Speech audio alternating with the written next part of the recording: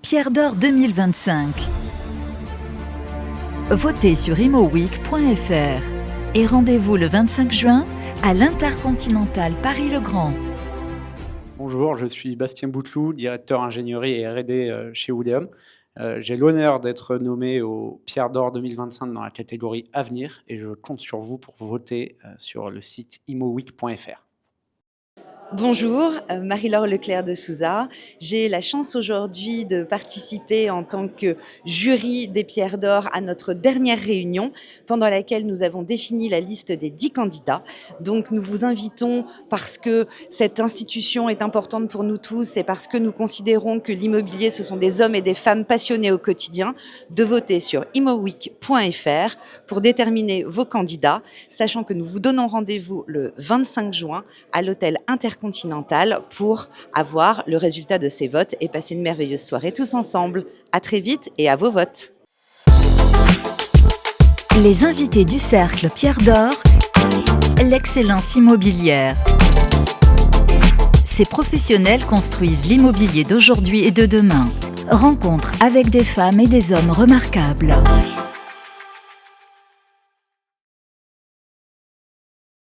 Bonjour et bienvenue sur imoweek.fr pour ce nouvel épisode du Cercle des Pierres d'Or qui reçoit aujourd'hui Stella Ancri-Avi. Bonjour, enchantée. Bonjour, merci d'être avec nous, merci d'avoir accepté notre invitation. Merci. Vous êtes, alors je me lance en anglais, Associate Retail Investment Capital Markets France chez Cushman & Wakefield. Exactement. Ça va, je ne me suis pas trompé? Non, c'est parfait. La prononciation, tout.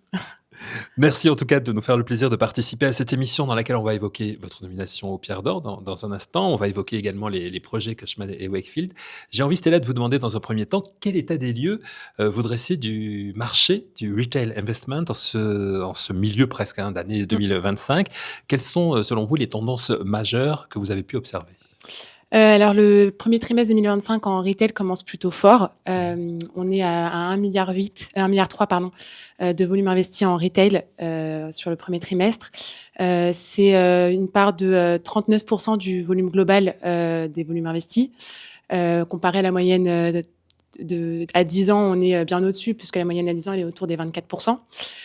Donc on a un très fort démarrage, quand même à nuancer parce qu'il est principalement dû grâce à deux grosses transactions que sont le Forum des Halles et le portefeuille Kering en High Street. Mais on est quand même content de ce bon démarrage sur 2025. Après, en termes de tendance, si on décortique un petit peu ces chiffres, on fait plusieurs remarques. Tout d'abord, c'est un volume qui est majoritairement du coup porté par le High Street avec le portefeuille Kering. Ça fait du bien parce qu'on ressent un bon retour du High Street sur le volume d'investissement, parce qu'on avait moins les précédentes années. Donc ça, c'est plutôt rassurant. Le High Street aujourd'hui fait 39% du volume, 69% du volume global. En investissement. On remarque aussi une forte part des centres commerciaux qui sont aussi portés par le Forum des Halles, mais c'est aussi une forte part dans le volume global.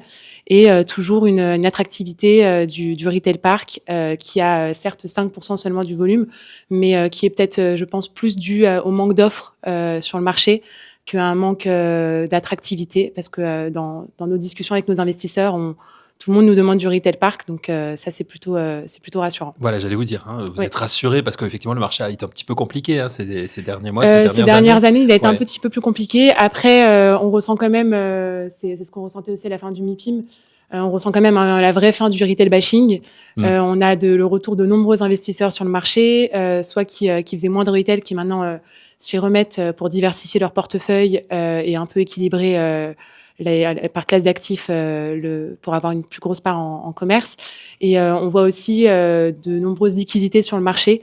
Donc ça, c'est plutôt une bonne chose. Donc on est moins dans l'attentisme qu'on avait en 2024 et on est plus sur de l'hyper-sélectivité de la part des investisseurs.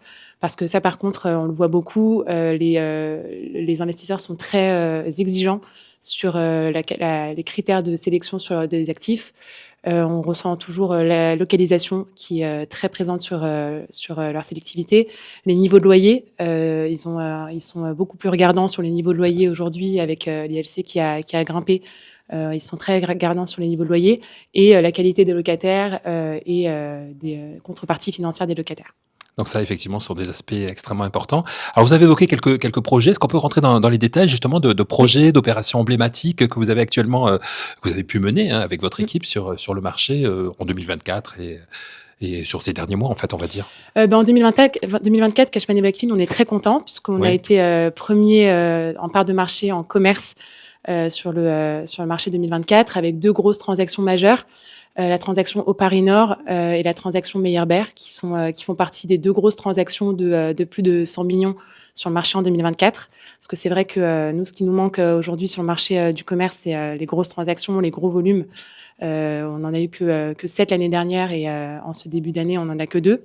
Donc, on est très content de les avoir réalisés. On a aussi réalisé beaucoup de pieds d'immeubles, de retail park, des plus petits centres commerciaux et des boîtes commerciales. Et en ce début 2025, on est aussi très actifs puisqu'on a également réalisé pour ne parler que de ce qui est signé, pardon. Oui. On a Je réalisé sais que c'est la toujours important, transaction ça. de lots de commerciaux dans le centre commercial Parly 2. D'accord. Également l'Intersport de Nantes en transaction et l'Intermarché de Maison Lafitte. Et on a aussi également beaucoup de sujets en cours, que ce soit en marketing ou en off-market, parce que c'est un axe qu'on cherche énormément à développer chez Cushman & Wakefield depuis plusieurs années, c'est les sujets off-market. Voilà, des sujets en cours dont on ne peut pas parler encore Exactement. aujourd'hui, mais enfin, tout cela est très positif, Oui. bien évidemment. Comment vous anticipez, justement, Stella, l'évolution des comportements des investisseurs dans le secteur du commerce? C'est ce que je disais un petit peu tout à l'heure, c'est un comportement très sélectif. Donc, on a de la liquidité, c'est bien, on a des investisseurs qui sont présents, c'est bien aussi, mais avec une grande hyper-sélectivité. Nous, le problème qu'on a aujourd'hui, c'est plus l'écart encore persistant entre les attentes des vendeurs et les offres des acquéreurs. Mais on est plutôt confiant sur l'année 2025, puisque on a quand même beaucoup d'activités et des investisseurs qui sont assez présents, mais toujours hyper sélectif. Il faut les rassurer quand même, les investisseurs, il faut être derrière, il faut Oui, il faut les rassurer, il faut être vraiment très attentif avec ce qu'ils recherchent. On fait beaucoup plus la démarche qu'on faisait peut-être moins avant, mais la démarche d'aller chercher les produits qu'ils recherchent plutôt que juste lancer des marketing. Donc, on est vraiment dans cette approche off-market d'aller chercher des produits en off pour les amener à ceux dont on sait qu'ils recherchent. Au niveau des formats, des zones géographiques aussi, vous avez évoqué un petit peu Paris évidemment, mais les grandes métropoles aujourd'hui, quels sont ceux qui ont le vent en poupe?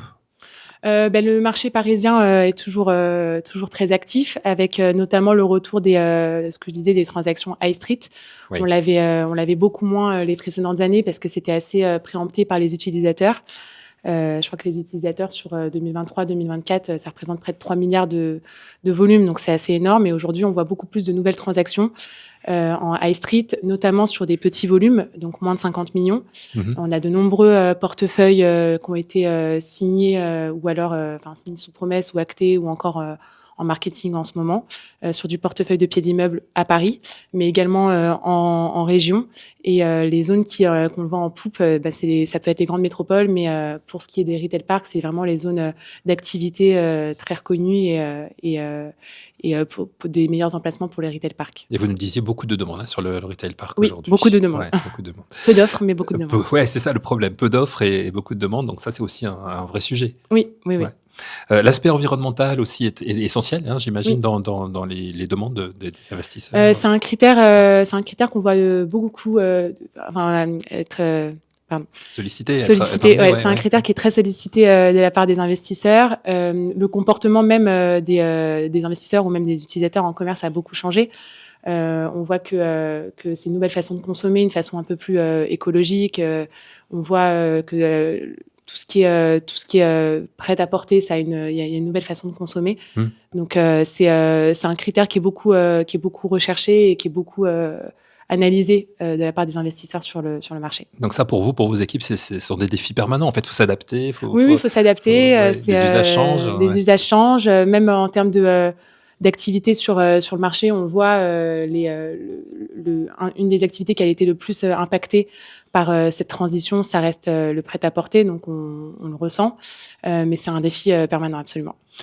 Alors vous êtes, Stella, je le disais en début de l'entretien, nommée dans la catégorie Avenir pour les Pierres d'Or 2025. Qu'est-ce que ça représente? Alors, d'une part pour vous, bien évidemment, mais aussi à titre professionnel, personnel et professionnel. À titre personnel, c'est une grande fierté. Je suis vraiment très heureuse de cette nomination. D'autant plus que moi, j'ai commencé en immobilier il y a maintenant 10 ans, mais après deux années de concours et d'échecs au concours des grandes écoles. Donc, je me suis lancée en immobilier juste après. Donc, avoir cette nomination, c'est une grande fierté personnelle. Et c'est aussi une grande reconnaissance envers Cushman & Wakefield, société dans laquelle je suis depuis maintenant 6 ans, dans laquelle j'ai pu vraiment évoluer en tant que broker. Et qui en plus, le slogan cette année de Cushman & Wakefield, c'est Better Never Settle. Donc, c'est assez en corrélation avec cette nomination dans la catégorie Avenir. C'est qu'il ne faut jamais se contenter de ce qu'on a déjà réalisé. Il faut toujours essayer de se projeter en avant, d'anticiper les besoins des investisseurs, d'anticiper les nouveaux défis. Donc, spécifiquement dans cette catégorie, je suis assez fière. C'est ça qui vous a challengé, j'allais dire, 10 ans de... Ça permet de jeter un petit regard dans le rétro, justement, Oui, sur ces 10 complètement. années Oui, j'ai commencé vous en êtes tant passé, qu'analyste investissement. Donc, j'ai pas commencé dans la meilleure des périodes pour le commerce, c'est vrai. Ouais. C'était une période qui était pleine de défis qui l'est encore. Hein, donc, c'est Et en assez même temps, c'est intéressant. formateur, quand Et en même. même temps, c'est complètement formateur. Alors, qu'est-ce qui vous passionne, justement, plus précisément dans ce métier qui est quand même très technique, mais aussi très humain? Ce qui me passionne, c'est vraiment ce côté à la fois relationnel avec les investisseurs. On doit entretenir vraiment cette relation avec les investisseurs et en même temps ce côté très technique sur l'analyse des actifs. Le commerce, une classe d'actifs et un marché qui bouge énormément. On le voit même au quotidien en tant que pur client. Moi, j'aime beaucoup me promener dans la rue, m'arrêter devant une boutique, me dire pourquoi j'ai envie de rentrer dans cette boutique, et ben dans celle-ci, dans ce restaurant, et ben dans celui-ci. Donc, c'est une typologie d'actifs qu'il faut analyser constamment, qui est très en corrélation avec les changements de comportement de la part des utilisateurs. Donc, c'est ce qui me passionne dans cette Ouais, dans vous ce avez un métier. regard professionnel quand vous vous Exactement. promenez dans la rue, devant les commerces, etc. Exactement. C'est intéressant, hein, ce que vous dites. C'est vrai que ça... Bah, Pourquoi oui. on va plutôt dans cette boutique que dans l'autre ou dans tel restaurant Oui, bon, oui, le c'est restaurant, il peut y avoir un... l'aspect gastronomique, mais effectivement, l'aspect du décor, enfin de à quoi ressemble cet endroit, c'est important. Oui, oui, complètement. Et c'est une classe d'actifs qui me parle beaucoup. Je suis assez sensible à ces changements de consommation, puisque même moi, je les vis au quotidien. Et c'est quelque chose qui bouge tous les jours. Donc, c'est assez motivant. Ça fait partie des choses qui vous donnent envie de vous lever le matin. Oui, On va dire, est-ce que complètement. vous avez, parce que vous le disiez, 10 ans dans l'immobilier, mais vous êtes encore jeune et vous avez une Oui. belle carrière devant vous, est-ce que vous avez de l'ambition? J'imagine que oui, une ambition précise peut-être ou une vision à plus long terme pour ce secteur du retail investment? À plus long terme, pas vraiment pour l'instant. C'est surtout des nouveaux défis, des nouveaux challenges dans mon métier, dans mon département. Réaliser encore plus de mandats, aller chercher encore plus de nouveaux investisseurs.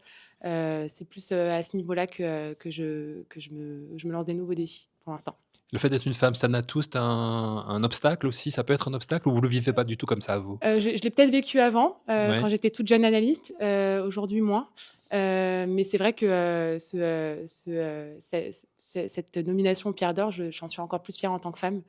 Je ne vais pas le cacher, mais ce n'est pas un obstacle spécifiquement. Non, mais c'est un défi, ça peut être un défi. Ça peut être un bon défi, oui, Ouais, ouais. dans ce milieu particulièrement masculin, mais on y arrive. Bien sûr, vous y arrivez largement. Merci beaucoup en tout Merci cas. à vous. Merci Stella Ancria Avi. Donc je rappelle, Associate Retail Investment Capital Markets France chez Cushman & Wakefield. Oui. Je me fais du mal à moi-même, hein. Voilà. Mais en tout cas, on vous souhaite bonne chance évidemment pour la Pierre d'Or dans la catégorie Avenir. Merci beaucoup. Il y a du beau monde, hein, donc on Oui, garantit rien aujourd'hui. on mais enfin, espère, on croise les doigts. exactement. Puis le fait d'être déjà dans la liste, c'est une belle victoire. Absolument. Merci à vous et merci d'avoir suivi cette émission. Vous la retrouvez au quotidien sur immoweek.fr.